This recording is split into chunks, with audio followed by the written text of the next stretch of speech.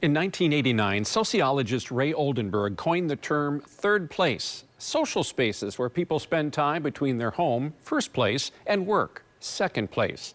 Jenna Wells visits one Milwaukee woman's third place, where customers come to do laundry, but also make connections and build community.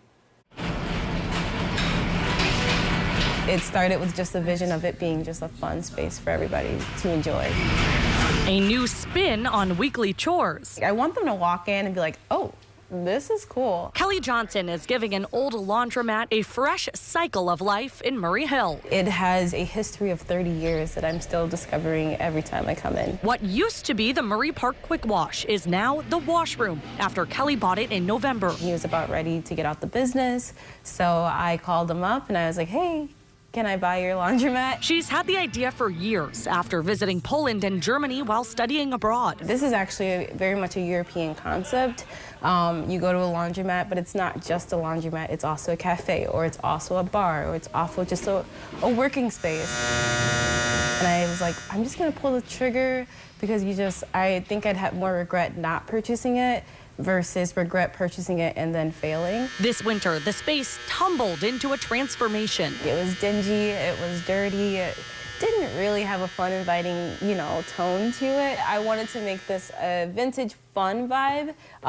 So some of my favorite colors with the mustard yellow, the orange, and the browns. The new look complements the vintage laundry machines, some of which will be replaced, but Kelly doesn't want to wash away the history. I had one guy tell me he drives almost 30 minutes to come to this laundromat because it's always been his favorite laundromat, even as he's moved away. So I was like, that's awesome. So I'm gonna make sure I keep the prices the same and also just make it better than what you've seen before. The walls are adorned with posters and art, modern music playing in the background. But the washroom's appeal isn't just aesthetics. For Kelly, it's about community. We don't really have a lot of third spaces, especially in Wisconsin, third spaces without alcohol. I want you to sit down, do some work, get your laundry done, and then go home with a good feeling because you're like, that was a much better experience than what it could have been. It's meant to be inviting, comfortable, with tables and chairs, a place to get away while staying close to home.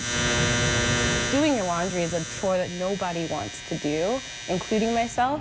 So if you can make it a little bit more fun than what it actually is, that is the goal. If we're all gonna be here anyway, let's make it a community space. The vending machine inside is stocked with snacks, including treats from a local bakery, while also carrying resources like Narcan and contraceptives. The vending machine, it's not judging you. These resources should be available for people.